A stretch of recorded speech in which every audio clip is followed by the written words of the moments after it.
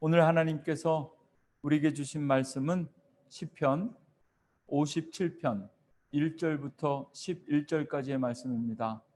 오늘 우리에게 주신 하나님의 말씀, 선한영 집사님, 특별히 우리 교회 청소년부 부장님으로 섬기시는 선한영 집사님께서 하나님의 말씀 봉독하시겠습니다.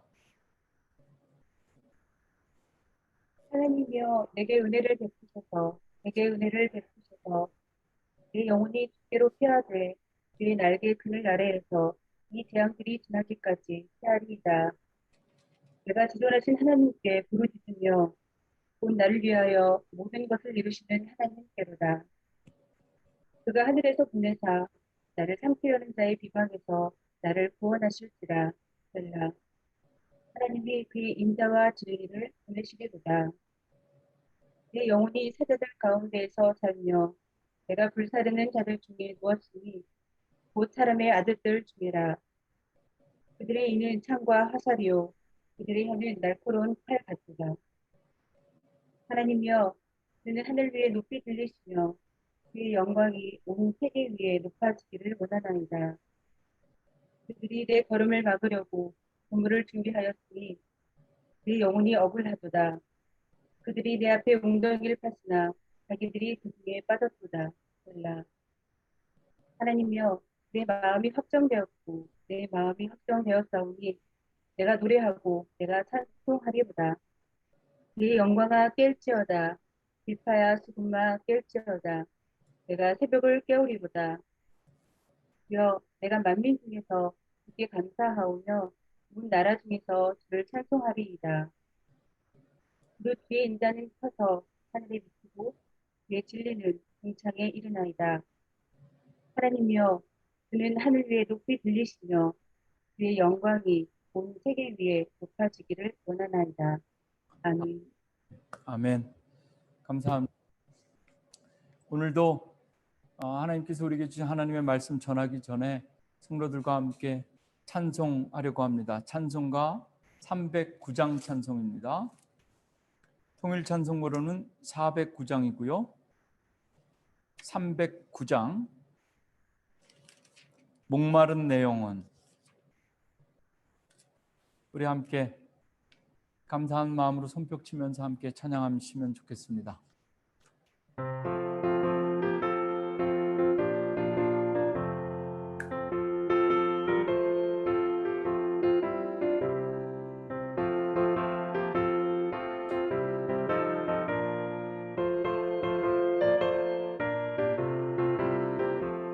목마른 내 영혼 주가 이미 허락한 그 귀한 영생수 주여 갈망합니다.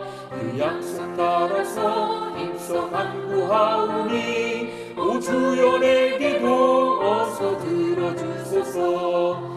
예수의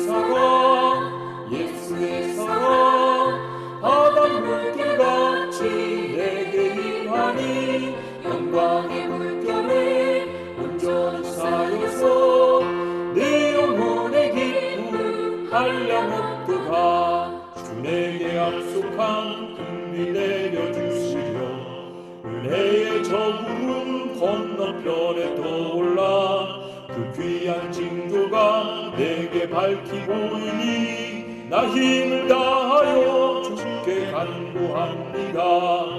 예수의 사랑 바다 물결같이 내게 임하니 영광의 물결에 온전히 쌓여서 내 영혼의 기쁨 한량없도다. 은혜의 소낙비 지금은 쫓기 내려 구원의 큰 강물 흘러차고 넘쳐서 내 주한 모든 죄 모두 씻어버리니 나 지금 은혜를 충만하게 받았네. 아멘. 예수의 사랑 바다 물결같이 내게 임하니 영광의 물결에 온전히 쌓여서 내 영혼의 기쁨 한량없도다. 그 차고 넘치는 주의 은혜의 물결 힘차게 밀려와 내게 만족합니다. 오 할렐루야로 주를 찬송하오니 내 맘의 기쁨이 항상 충만하니라. 예수의 사랑 예수의 사랑 바다 물결같이 내게 임하니 영광의 물결에 온전히 쌓여서 내 영혼의 기쁨 한량없도다.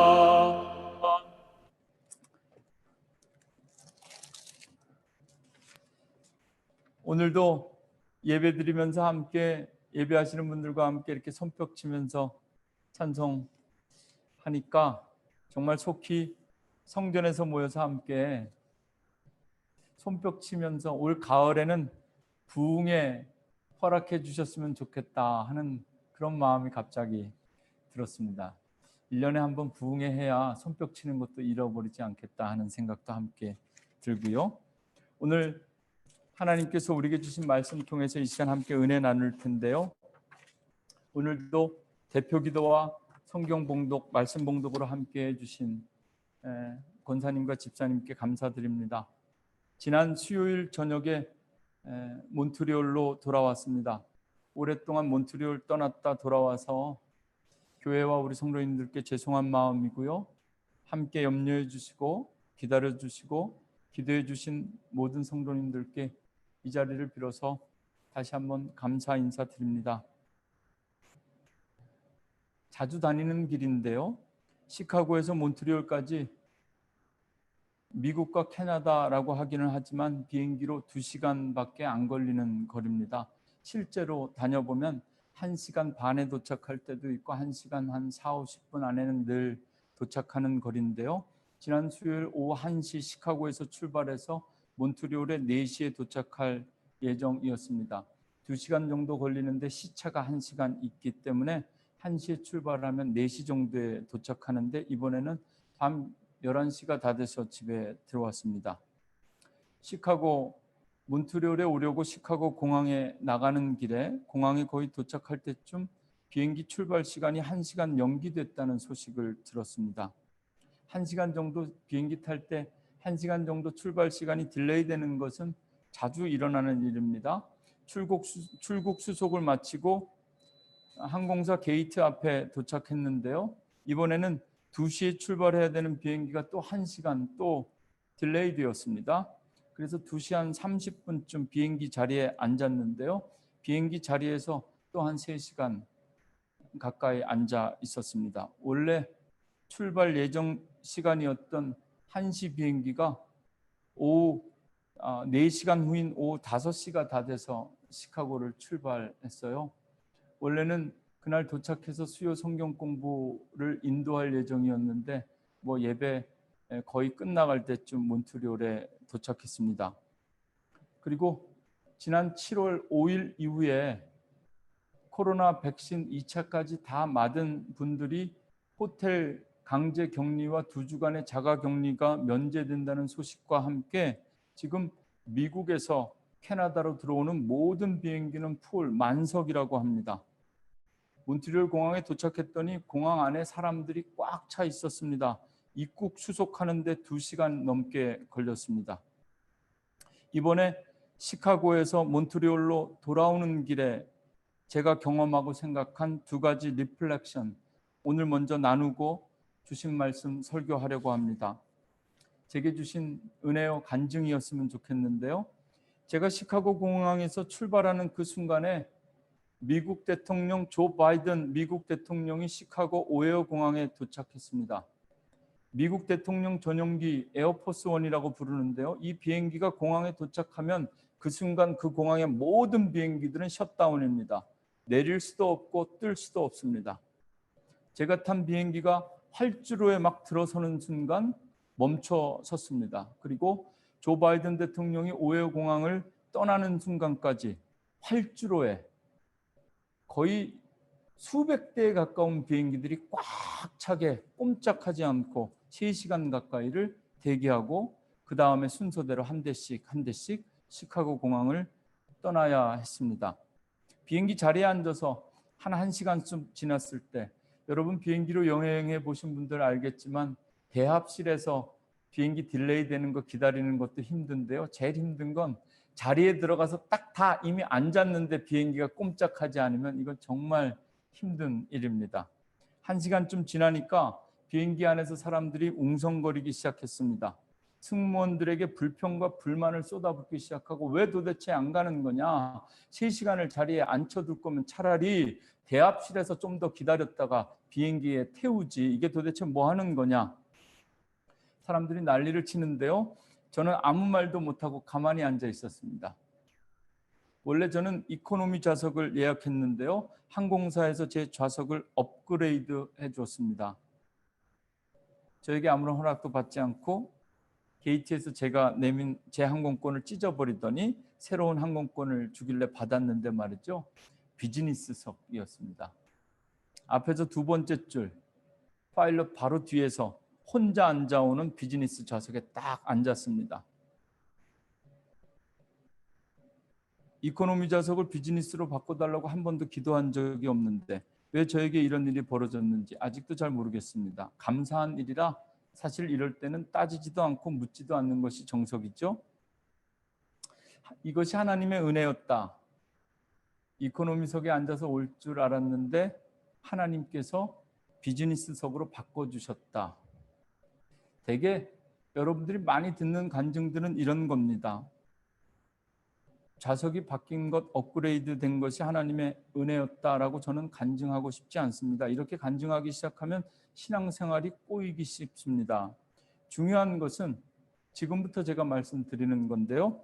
아무리 다른 사람들이 불평을 해도 저는 비즈니스석에 앉았기 때문에 아무런 불평을 할 수 없었다는 사실입니다. 3시간을 꼬박 앉아오면서만 기다리면서 말이죠. 거저 누린 은혜, 거저 누린 업그레이드 좌석 때문에 그렇습니다. 이코노미석에 앉아있는 사람들보다 제가 보니까 제 옆에 비즈니스석에 앉아있는 사람들이 더 난리칩니다. 더 비싼 돈을 두고 지금 이 자리에 앉았는데 급히 가고 싶어, 급히 타고 먼저 내리고 싶어서 비즈니스석에 앉았는데 지금 3시간을 비행기 안에서 기다리니까 그 사람들 얼마나 불평이 많았겠습니까?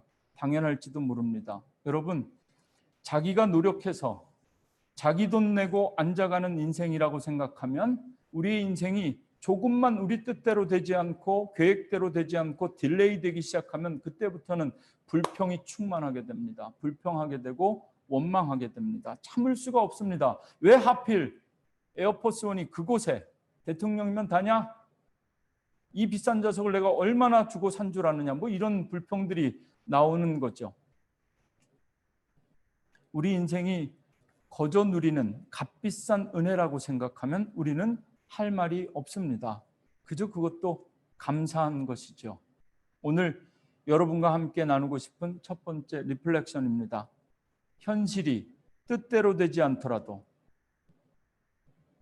대충 그럭저럭 감사하며 살자고 드리는 말씀이 아닙니다. 하나님의 은혜로 산다라고 우리는 밥 먹듯이 고백하고 시인합니다. 그런데 정말 하나님의 은혜로 산다는 것이 무엇인지 실제로 고백하며 살자는 말씀입니다. 아무리 생각해도 우리의 인생은 하나님의 은혜입니다. 죽을 수밖에 없는 우리들 살려주신 은혜 말입니다.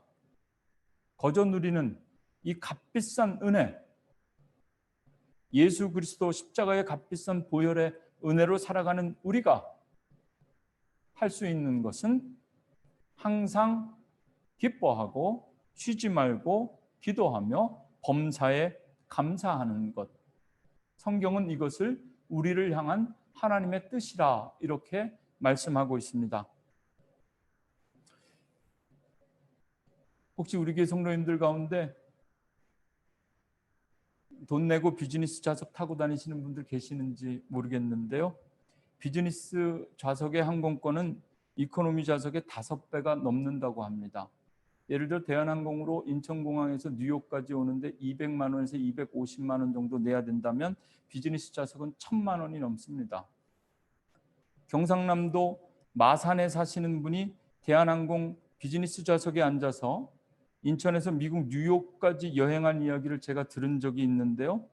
대한항공 비즈니스석을 예매하면 출발하는 당일날 아침 마산에서 인천공항까지 리무진 택시로 그냥 무료로 모셔다 준다고 합니다. 다시 돌아올 때도 인천공항에 내리면 인천공항에서 마산까지 리무진 택시로 라이드를 해준다고 하는데요. 그분이 비즈니스석을 한번 타고 나서 저에게 이런 이야기를 들려주셨습니다. 인천에서 뉴욕까지 13시간 55분 걸립니다. 14시간 정도 걸리는 거죠. 그런데 비즈니스석에 앉았더니 이 14시간이 2-3시간으로밖에 느껴지지 않았다고 합니다. 이코노미 좌석에 앉아서 오면 자도 끝이 없는데 제가 한번 가보니까 책 한 권, 한 2-3권 읽어도 될 만큼 그렇게 시간이 오래 걸리는데 말이죠. 비즈니스 좌석에 앉아서 오면 비행기가 너무 빨리 도착해서 짜증이 날 정도라고. 활주로에 내렸는데 비즈니스석에 있는 분들부터 먼저 내리라고 하는데 내리기가 싫었다, 이런 이야기 제가 들었습니다. 두 번째 리플렉션입니다. 매주 1시간 10분 정도 우리는 주일 예배 드립니다. 정확하게 11시에 시작해서 12시 10분 또는 15분 정도에 끝납니다. 여러분, 예배 드릴 때마다 여러분들은 이 1시간 10분의 시간이 어떻게 느껴지십니까?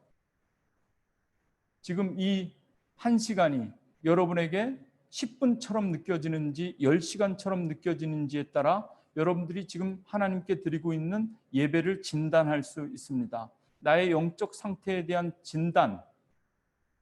찬송도 너무 많고, 요즘 설교 전에 찬송 하나 더 부르죠. 찬송도 너무 많고, 게다가 오늘따라 목사님이 선택한 찬송은 5절까지 있다. 오늘 본문은 잠깐 2-3절만 읽어도 될 것 같은데 굳이 57편 1절부터 마지막 11절까지 다 읽었다. 뭐 이렇게 느껴지면 여러분은 지금 이코노미 좌석에 앉아서 예배 드리는 겁니다. 예배 드릴 때마다 여러분들이 모두 비즈니스 좌석에 앉아서 예배 드리시는 그런 기쁨을 누리셨으면 좋겠습니다. 오늘도 처음부터 끝까지 눈 깜짝할 사이에 지나가는 이 시간 속에서 깨알같이 채워주시는 하나님의 은혜와 기쁨이 있기를 주님의 이름으로 축원합니다. 오늘 제가 시카고 다녀온 이야기를 좀 길게 했는데요. 서론이 좀 길었습니다. 인사도 하고 싶고 간증도 하고 싶었는데요. 사실 제 간증이 중요한 것이 아니라 오늘 설교해야 될 본문 시편 57편인데요. 이 시편 57편은 다윗의 간증입니다. 그냥 시나 노래가 아니라 다윗의 간증. 오늘 설교 제목은요, 내가 새벽을 깨우리로다. 그냥 새벽을 깨우리로다도 아니고 내가 새벽을 깨우리로다입니다. 오늘 본문 읽으신 본문 8절에 있는 말씀인데요. 설교 제목만 보면 조금 부담스럽죠. 오늘 크게 은혜 받으면 다음 주부터 새벽 예배를 해야 될 것 같은 그런 두려움이 여러분들에게 있을 수도 있는데요. 새벽 예배 드리라, 새벽 예배에 나오시라고 말씀 전하려는 것 아닙니다. 지금부터 편하게 긴장하지 마시고 아멘 하셔도 됩니다. 오늘 주신 시편 57편을 통해서 우리가 깨워야 할 새벽은 무엇인가? 2가지 종류의 새벽에 대해서 말씀드리려고 합니다. 그리고 이것은 새벽마다 우리가 어떻게 일어날 것인가? 대부분의 분들이 아주 오래된 습관으로 루틴을 가지고 일어나시거나, 저는 새벽 예배 때마다 알람을 2-3개씩, 1시간밖에 시간 차이가 안 나는데요. 미국에 있다 여기 오니까 그 1시간이 어쩌스 되는 게 쉽지가 않습니다. 지난 토요일에 아침에 잠깐 잠들었다가 창밖에 떠오르는 해 때문에 눈을 딱 떴는데요. 그냥 침대에 누워서 이런 생각이 딱 들었습니다. 오늘 새벽 시간에 내가 잠들었구나. 예배 시간이 지나간 줄 알았습니다. 그리고 이거 교인들 보기 민망하고 전사님들께 죄송해서 담임 목사가 새벽 예배 빼먹었구나 싶어가지고 막 정신이 없었는데, 나중에 보니까 아직도 새벽 예배 시간이 1시간이 넘게 남았더라고요. 여러분, 아침마다 어떻게 일어나십니까? 오늘 말씀 통해서 우리가 깨워야 할 잠들어 있는 새벽은 무엇인가? 그리고 이것은 아침마다 우리가 이렇게 새벽을 깨웠으면 좋겠다. 하나님께서 오늘 들려주시는 말씀 속에 2가지 우리가 깨워야 하는 새벽, 그리고 시편 57편을 통해서 우리에게 들려주시는 다윗의 간증을 함께 나누려고 합니다. 첫 번째요, 저는 저와 여러분, 우리 교회가 아침에 일어날 때마다, 새벽을 깨우실 때마다 하나님의 은혜로 새벽을 깨우시기를 주님의 이름으로 축원합니다. 아무리 피곤하고 힘든 아침이라 할지라도 눈 뜨자마자 하나님의 은혜를 고백할 수 있는, 하나님의 은혜로 새날을, 새벽을 깨울 수 있는 여러분들 되기를 간절히 축원합니다. 오늘 말씀 1절, 하나님이여 내게 은혜를 베푸소서, 내게 은혜를 베푸소서. 똑같은 문장을 2번 다윗은 반복하고 있습니다. 하나님이여 내게 은혜를 베푸소서. 내 영혼이 주께로 피하되 주의 날개 그늘 아래에서 이 재앙들이 지나기까지 피하리이다. 사실 다윗은 지금 간증하거나 노래하거나 찬양할 경황이 없습니다. 시편 57편 여러분 성경으로 한번 보시죠. 57편 제목 옆에 다윗이 굴 속에 숨어 있을 때 부른 시다, 굴 속에서 숨어 찬양하면서 간증하는 노래다라는 것을 우리가 확인할 수 있습니다.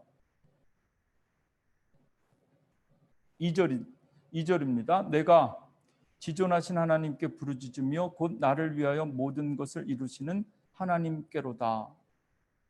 여러분은 하나님의 은혜를 어떻게 고백하십니까? 하나님의 은혜가 뭐라고 생각하십니까? 잘 안 되는 거, 우리 돈이나 우리 생각으로는 비즈니스석 같은데 한 번도 타볼 수 없는데 하나님이 이코노미석에서 내 자리를 비즈니스로 바꿔주시는 것, 그런 게 은혜입니까?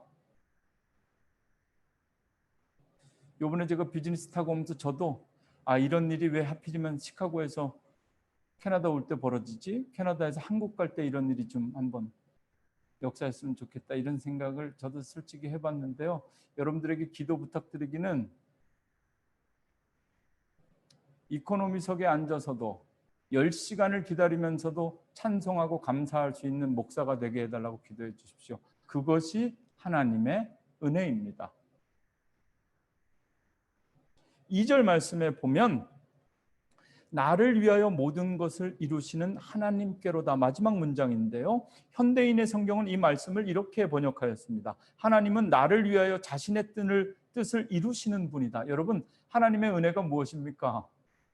내 뜻을 하나님께서 이루어 주시는 것. 드라마틱하게 말이죠. 죽을 것 같은데 살려주시고, 끝난 것 같은데 다시 길을 열어주시는 것. 내 뜻이 하나님께서 이루어 주시는 것이, 그것이 은혜가 아니라 하나님의 뜻이 내 안에 이루어지는 것, 하나님의 목적이 내 삶 가운데 성취되는 것, 그것이 은혜였다. 그것이 은혜라고 다윗은 고백하고 있습니다. 이것을 부르짖어야 합니다. 아침마다 새벽을 깨울 때마다 하나님, 오늘도 내 뜻이 이루어지시는 것이 아니라 하나님의 뜻이 내 하루의 삶 가운데 이루어지는 이 은혜가 있게 하옵소서. 3절입니다. 그가 하늘에서 보내사 나를 삼키려는 자의 비방에서 나를 구원하실지라. 셀라. 하나님이 그의 인자와 진리를 보내시리로다. 여러분, 하나님께서 여러분들에게 은혜를 베풀어 주시는 궁극적인 목적은 단 한 가지입니다. 기억하십시오. 구원입니다. 구원.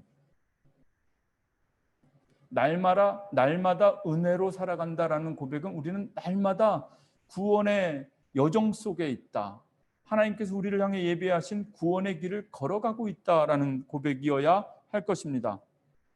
어떻게 하면 우리가 우리 안에 잠들어 있는 하나님의 은혜를 새벽마다 깨울 수 있을까? 말씀의 능력을 체험해야 됩니다. 하나님의 은혜, 하나님 말씀에 대한 체험과 간증이 있어야 하고, 그것을 고백할 수 있고 나눌 수 있어야 합니다. 다시 한번 말씀드립니다.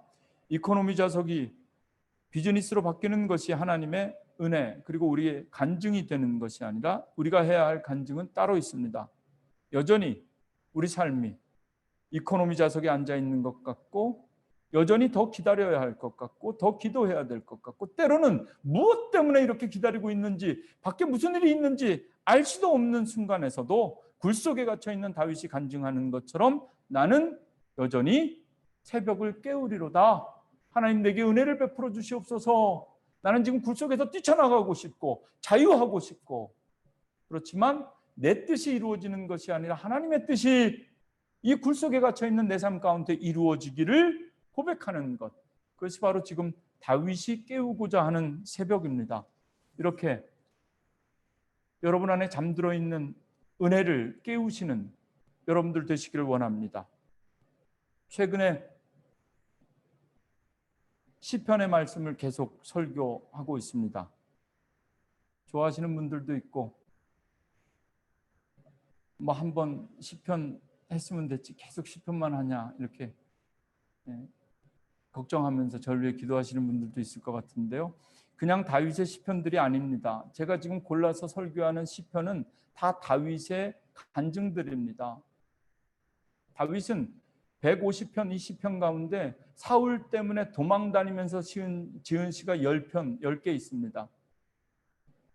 그리고 다윗은 굴 속에 숨었던 것도 한 번이 아니라 두 번입니다. 사무엘상 22장과 24절 말씀에 보면 아굴람 굴과 엔게디 굴에 갇혀 있을 때 두 굴 가운데 두 번째 굴에 갇혀 있을 때가 더 치명적이었습니다. 정말 이제는 끝이다. 막다른 골목에 막혀 있는 것 같은 그 배경 속에서 다윗이 간증하고 있습니다. 57편은 다윗이 사울을 피하여 굴에 갇혀 있었을 때 하나님께서 그에게 베풀어 주셨던 그가 깨달았던 은혜에 대한 간증입니다. 여러분 삶의 간증으로 여러분 삶 속에 잠들어 있는 하나님의 은혜를 깨우십시오. 다윗만 경험할 수 있는 은혜가 아니라 우리 모두가 경험할 수 있는 은혜입니다. 다른 사람의 간증, 오늘 시편 57편을 읽으면서 다윗도 다른 사람이죠. 다윗의 간증을 들으면서 여러분들 어떤 생각 지금 하고 있습니까? 간증을 들을 때 성도들이 반응하는 것을 제가 한번 어제 생각해 봤는데 크게 4가지 종류가 있더라고요. 다른 사람 간증 또는 막다른 골목 굴에 갇혀 있다가 드라마틱하게 하나님의 뜻이 그 안에서 이루어져서 사울을 이겨낼 수 있었던 이 다윗의 간증을 들으면서 여러분들 마음속에 어떠한 생각이 드시는지 4가지 반응 가운데 나는 어떤 반응을 하는지 한번 생각해 보시죠. 2가지는 긍정적인 반응이고 2가지는 부정적인 반응입니다. 첫째는요, 다른 사람 다윗의 간증을 들으면서 우리는 은혜를 사모하게 됩니다. 아, 저런 것이 은혜구나. 기도하면 되는구나. 다윗처럼 순종하고 헌신하고 죽이고 싶은데 그래도 하나님께서 기름 부은 종이니까 참으면 하나님께서 보상해 주시는구나. 나도 저렇게 해야 되겠다. 나도 기도해 봐야 되겠다. 나도 더 참아 봐야겠다. 순종해야 되겠다. 마지막까지 원망하면 안 되겠다. 이렇게 은혜를 사모하게 됩니다. 다른 사람의 간증을 들으면서 나도 저렇게 하나님의 저런 은혜를 누리고 싶다. 긍정적인 반응이죠. 하나님만 경외하는 믿음으로 나도 한번 살아봐야 되겠다. 여러분들 가운데 올해 하나님께서 우리에게 주신 비전을 따라 한두 사람 생겨나야 할 것입니다. 하나님만 경외하는 믿음으로 살았더니 이런 문제가 해결되었더라. 이런 간증이 여러분들 가운데 있기를 원합니다. 그리고 그 간증이 고백되어질 때 함께 있는 우리 신앙의 공동체 성도님들이 나도 저런 신앙의 간증을 사모해야 되겠다. 이것이 하나님께서 간증 주시는 이유와 목적입니다. 2번째는요. 다른 사람의 간증을 들을 때 우리는 새로운 간증을 사모하는 것뿐만이 아니라 이미 내게 주신 은혜를 발견하게 됩니다. 저런 것도 저 사람은 은혜라고 고백하는구나. 나는 왜 몰랐지? 나도 저런 일이 있었는데 그냥 작은 일이라서 나는 그냥 평범한 일상일 줄 알았는데 저 사람은 이것도 다 은혜로 고백하는구나. 내 삶 가운데 지나온 순간들도 은혜였구나. 내가 미처 발견하지 못했던 은혜를 다른 사람의 간증을 들으면서 우리는 발견하게 됩니다. 2가지 긍정적인 반응, 은혜를 사모하게 되고 은혜를 발견하게 됩니다. 이와 반대로 부정적인 2가지 반응이 있습니다. 은혜를 무시합니다. 다른 사람 간증 아무리 들어도 구라라고 생각합니다. 다른 사람의 은혜를 무시하는 사람들이 있습니다. 아유, 별것도 아닌 걸 가지고 되게 유난 뜬다고. 너만 예수 믿냐?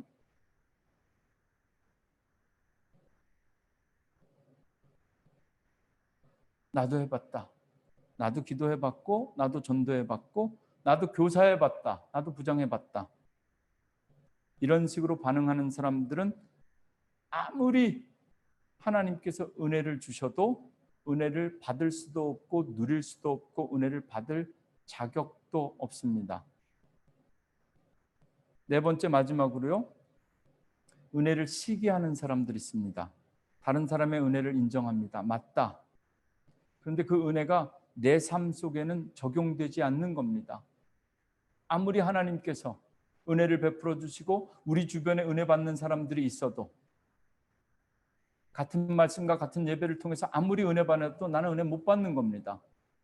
그렇게 오늘 그 시편 57편 가운데 그런 고백이 있는데 복음성가 가사죠. 내 마음을 확정하였사오니, 아예 예배 드릴 때부터 그렇게 확정하고 예배 드리는 자들에게 은혜가 있을 수가 없습니다. 다윗은 몰라도 내가 될 리가 있는가? 다윗이니까 하나님께서 저 은혜를 베풀어 주셨지 내 기도가 응답될 리가 있는가? 내가 전도해봐야 구원이 될 리가 있는가? 하나님의 은혜 속에 살면서 그 은혜를 누리지 못하는 것. 여러분, 기도가 응답되는 것, 영혼을 전도하는 것, 여러분들 마음속에 그리고 육체의 상처가 회복되는 것, 여러분들 완전히 망했다가 다시 일어나는 것, 기적이라고 말하지만 지금 우리 주변에서 늘 일어나는 일들입니다. 다윗에게만 주시는 은혜가 아니라 우리 모두가 누릴 수 있는 아주 보편적인 하나님의 은혜라는 말씀입니다. 모든 사람들에게 베풀어 주신 하나님의 은혜, 하나님의 능력과 말씀의 능력을 체험하지 못하면 이 은혜를 경험할 수가 없습니다. 하나님만 경외하는 믿음으로 하나님의 은혜를 사모하고 발견하여 간증으로 살아가는 여러분들 되시기를 주님의 이름으로 축원합니다. 하나님께서 이미 여러분들에게 베풀어 주신 은혜를 간증하십시오. 우리 안에 잠들어 있는 은혜를 깨우시면 아침마다 새벽을 깨울 때마다 여러분들에게 이미 주신 은혜를 깨우시면 날마다 더 새롭게 베풀어 주시는 새로운 은혜를 하나님께서는 채워주실 것입니다. 그것이 은혜로 살아가는 사람들이 이 땅에서 누리게 될 축복입니다. 믿으셔야 됩니다. 그리고 이 복을 믿으시는 것뿐만 아니라 누리셔야 합니다. 이제 두 번째, 우리가 깨워야 될 새벽. 새벽마다 우리가 무엇을 할 것인가? 두 번째는요, 찬양으로 새벽을 깨우십시오. 찬양으로 새벽을 깨우십시오. 오늘 뭐 그렇게 벅찬 기대를 가지고 안 들으셔도 됩니다. 어려운 이야기 풀려고 그러는 건 아닙니다. 두 가지, 은혜로 새벽을 깨우고 찬양으로 새벽을 깨우자. 오늘 제 설교 전부입니다. 찬양은 그냥 아름다운 노래가 아니라 찬양은 또 하나의 간증입니다.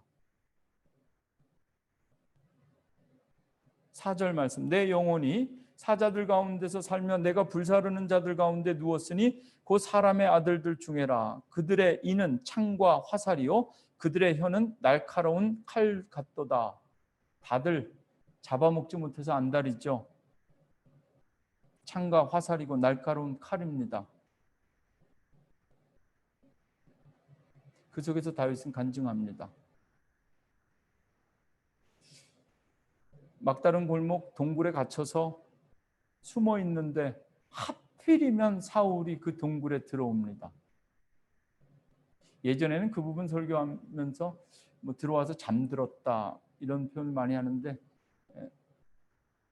현대인 성경에 보면 용변을 보러 들어왔다는 거예요.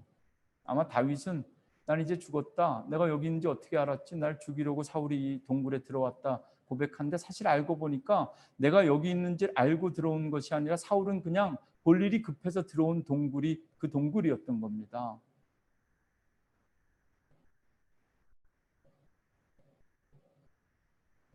(5절) 하나님이여 주는 하늘 위에 높이 들리시며 주의 영광이 온 세계 위에 높아지기를 원하나이다. 어떤 상황 속에서도 주의 이름을 높이는 것, 그것이 찬양이고 찬송입니다. 주께 영광 돌리는 것.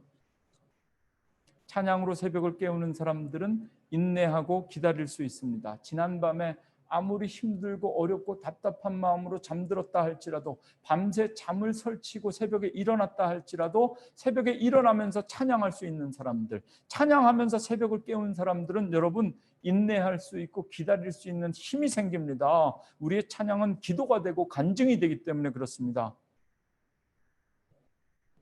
6절입니다. 그들이 내 걸음을 막으려고 그물을 준비하였으니 내 영혼이 억울하도다. 여러분 아침마다 찬양으로 하루를 시작하시면요 여러분들 억울한 것 다 해결됩니다. 찬양하는 가운데 여러분들 마음속에 이 마음의 병들 다 해결됩니다. 찬양은 정말로 그런 힘이 있습니다. 믿으셔야 됩니다.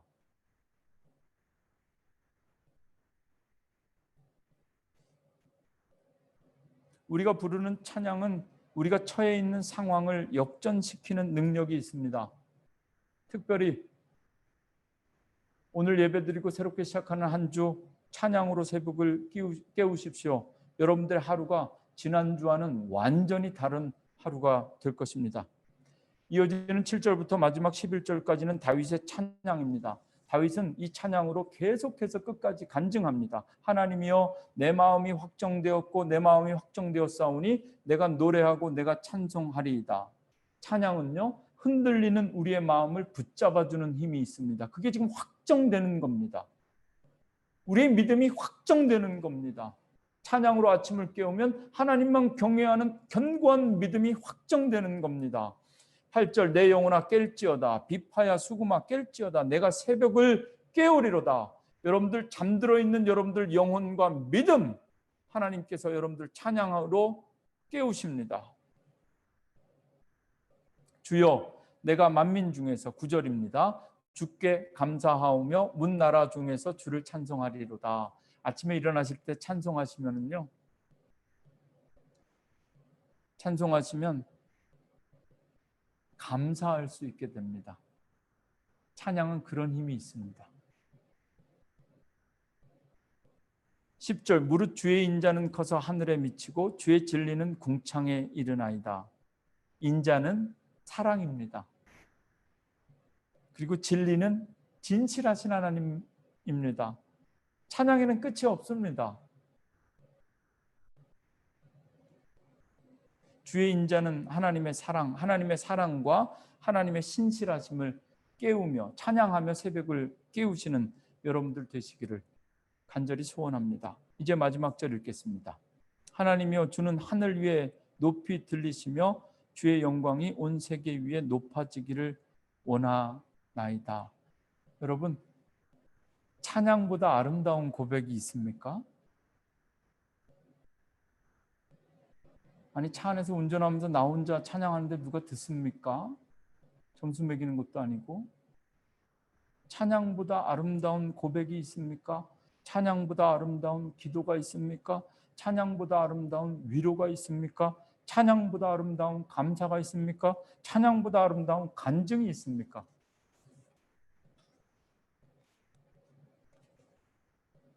오늘 설교 제목, 내가 새벽을 깨우리로다. 이것은 오늘 우리 설교 제목이 아니라 다윗의 간증입니다. 내가 새벽을 깨우리로다. 하나님께서 이 다윗의 간증을 들으시고 더 크게 응답하셨습니다. 죄와 어둠으로 가득 찼던 사울의 시대, 어둠의 시대가 끝나고 하나님께서 새롭게 열어주실 밝은 아침, 새벽이 밝아오는 겁니다. 코로나 시대를 이겨내는 것도 찬양입니다. 은혜입니다. 은혜와 찬양으로 새벽을 깨우며 어둠의 세력을 이기고 하나님께서 우리를 향해 예비하신 새로운 밝은 새날을 열어가는 교회가 되기를 원합니다. 성전 이전을 위해서 기도하고 있습니다. 여러분, 어떻게 기도하고 계십니까? 지난 주간 우리가 특별히 기도하고 있었던 트리니티 교회로부터 제가 연락을 받았습니다. 한 주 정도 더 시간이 필요하다고 합니다. 하나님께서 우리에게 한 주 정도 더 기도하라고 하십니다. 우리 안에 이미 베풀어 주신 은혜로 새벽을 깨워야 합니다. 날마다 찬양으로 새벽을 깨우셔야 합니다. 은혜와 찬양이 더 큰 체험과 간증을 허락해 주실 줄로 믿습니다. 성전 이전을 위해서 기도하면서 설교 끝날 때마다 합심해서 기도했는데요. 오늘은 설교를 마치면서 우리가 함께 기도하는 마음으로 듣고 따라 부를 찬양을 준비했습니다. 이 시간에 한 마음으로 이 찬양 아시는 분들은 따라 부르시고 처음 듣는 분들은 가사 내용을 눈으로 확인하고 입으로 고백하면서 기도하는 마음으로 그렇게 함께 해주시면 좋겠는데요. 우리 교회 성도님 가운데 어디 다녀오시면서 차 안에서 10번이 넘게 이 찬양을 들었다. 화려하지 않아도 정결하게 사는 삶, 가진 것이 적어도 감사하며 사는 삶, 오늘 제가 직접 불러드리려고 어제 3번 연습했는데 도저히 안 될 것 같아서 음원으로 준비한 겁니다. 그래서 가사만 조금 읽어드립니다. 내게 주신 작은 힘 나눠주며 사는 삶, 이것이 나의 삶의 행복이라오. 눈물 날 일 많지만 기도할 수 있는 것, 억울한 일 참 많지만 주를 위해 참는 것, 비록 짧은 삶, 짧은 작은 삶, 주 뜻대로 사는 것, 이것이 나의 행복이라오. 특별히 이번 한 주 찬양으로 새벽을 깨우고 싶은데 어떤 찬양을 들어야 될지 잘 모르는 분들에게 이 손경민 작사 작곡의 행복이라는 찬양을 추천하고 싶습니다. 원래 이렇게 공식적인 자리에서 저작자의 허락 없이 트는 것은 불법인데요, 오늘 하나님께만 좀 용서를 구하고 성도들과 함께 이 찬양 공유하라고 합니다. 우리 오늘 주신 말씀 생각하면서 함께 기도하는 마음으로 찬양을 함께 해주시기 바랍니다. 찬양 후에 제가 마침 기도하겠습니다.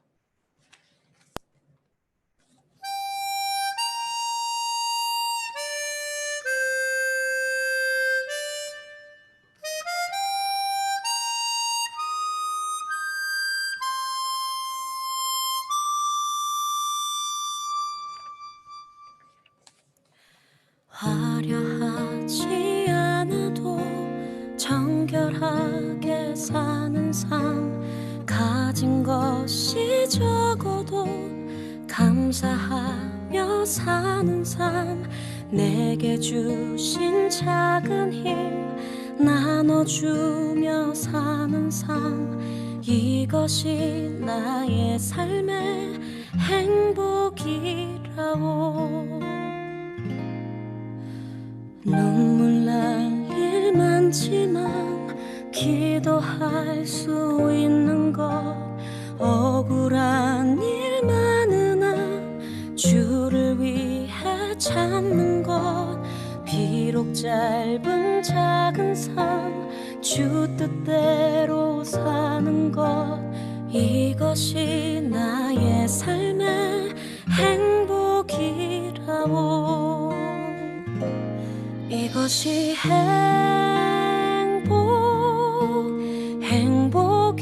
행복이라고.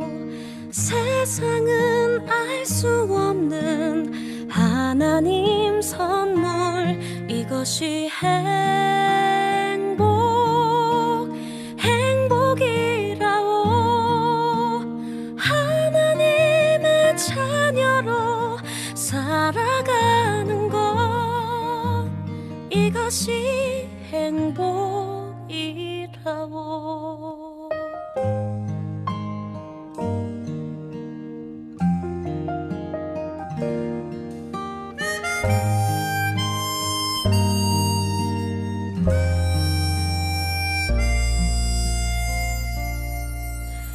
눈물 날 일 많지만 기도할 수 있는 것, 억울한 일 많으나 주를 위해 참는 것, 비록 짧은 작은 삶 주 뜻대로 사는 것, 이것이 나의 삶의 행복이라오. 이것이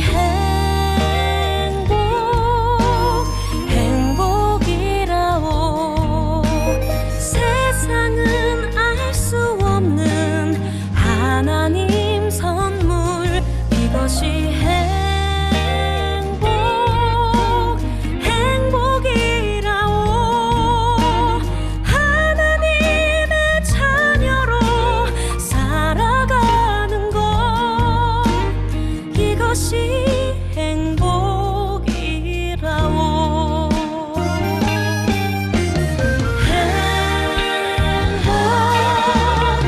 행복이라오. 세상은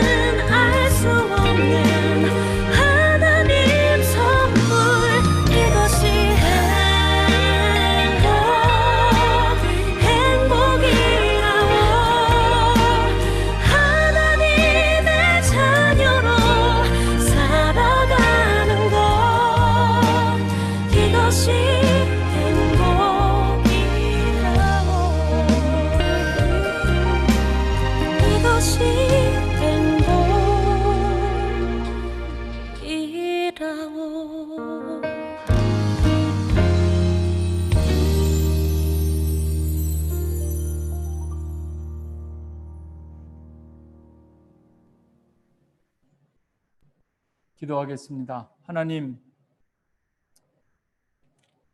오늘도 하나님 앞에 나와 예배하고 말씀 듣는 모든 성도들이 정말 행복했으면 좋겠습니다. 오늘부터 하루하루 하나님께서 우리에게 주신 그리고 주실 은혜로 새벽을 깨우며 행복한 교회 되기 원합니다. 찬양으로 새벽을 깨우며 행복한 날들 살 수 있기를 원합니다.